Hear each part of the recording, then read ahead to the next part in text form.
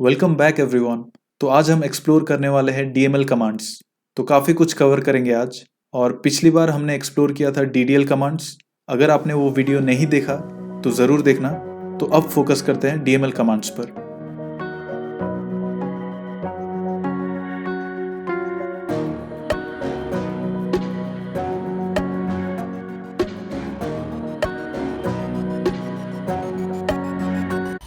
तो insert command देखने से पहले हम एक टेबल क्रिएट कर लेते हैं।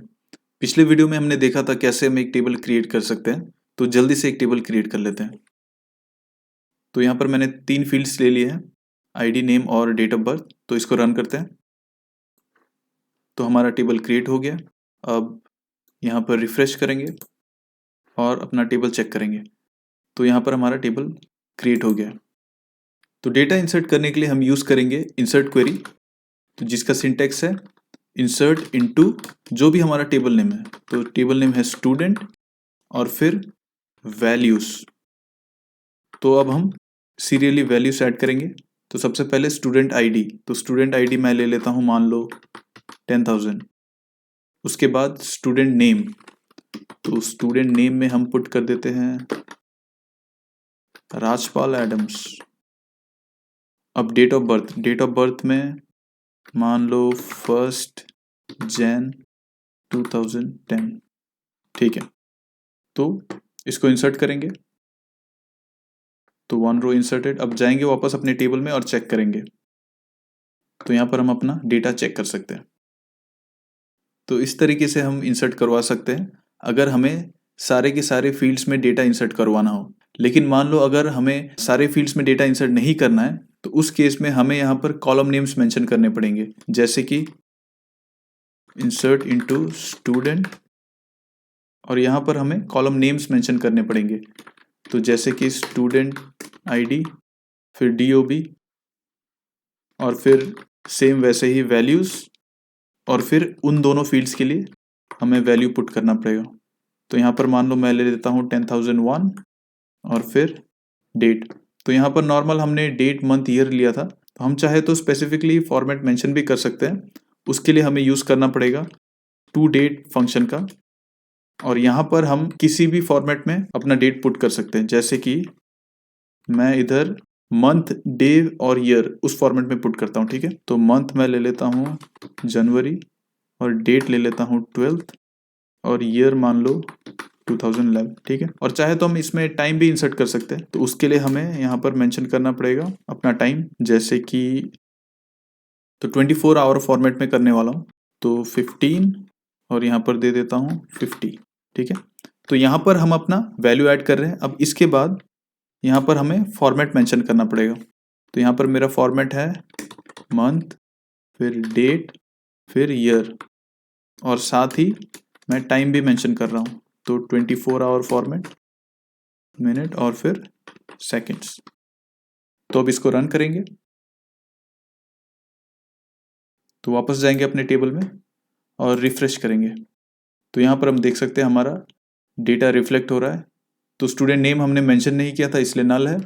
और यहाँ पर डेट ऑफ बर्थ में अगर हम इसको डबल क्लिक करें यहाँ पर, तो यहाँ पे हम देख सकते हैं हमारा टाइम भी इंसर्ट हो गया।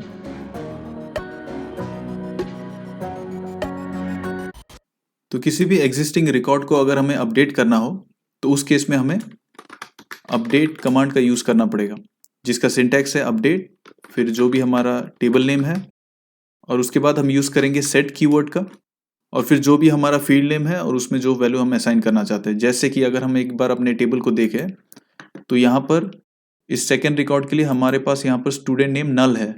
तो इसमें एक वैल्यू ऐड करते हैं। तो सेट स्टूडेंट नेम इक्वल्स, तो इसमें एक नेम असाइन कर देते हैं, मान लो केटलिन खोट।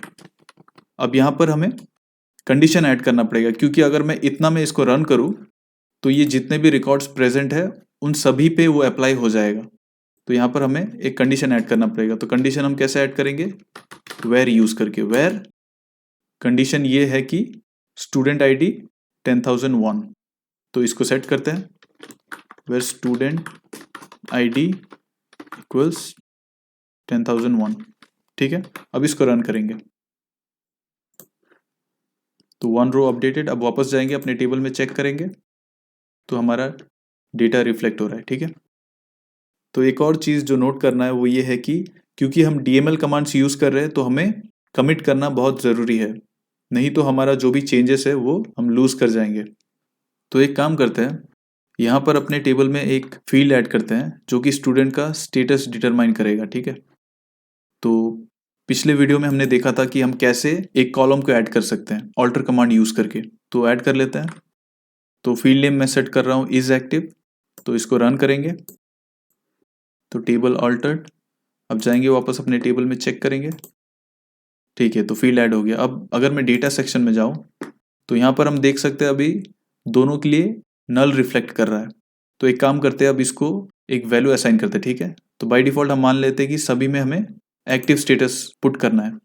तो उसके लिए हम एक काम करते हैं, एक अपडेट क्वेरी लिखते हैं, तो अपडेट स्टूडेंट और फिर हम सेट करेंगे, सेट जो भी हमारा फील्ड नेम है वो है इज एक्टिव इक्वल्स, तो एक्टिव के लिए हम फ्लैग पुट करते हैं 1। तो यहाँ पर क्योंकि मैंने कोई वेयर कंडीशन ऐड नहीं किया तो ये सारे रिकॉर्ड्स के लिए अप्लाई हो जाएंगे। तो इसको रन करेंगे, 2 रोज अपडेटेड, वापस जाएंगे अपने टेबल में तो दोनों के लिए ऐड हो गया। ठीक है, तो वैसे ही वेयर कंडीशन ऐड करके हम कोई भी स्पेसिफिक रिकॉर्ड्स या मल्टीपल रिकॉर्ड्स पे चेंजेस कर सकते हैं। अगर कंडीशन हमने मिस किया तो वो सारे रिकॉर्ड्स पे अप्लाई हो जाएगा। ठीक है, पहले वाले को भी अपडेट करके चेक करते हैं एक बार। तो स्टूडेंट नेम मान लो मैं दे देता हूँ, ठीक है, स्टूडेंट आईडी 10,000। इसको रन करेंगे, वापस चेक करेंगे अपना टेबल, तो यहाँ पर हम देख सकते हैं और इसको कमिट कर दूंगा। तो अब डिलीट का सिंटेक्स देखते हैं। तो डिलीट के लिए हम ऐसा कुछ लिखेंगे, डिलीट फ्रॉम जो भी हमारा टेबल नेम है स्टूडेंट।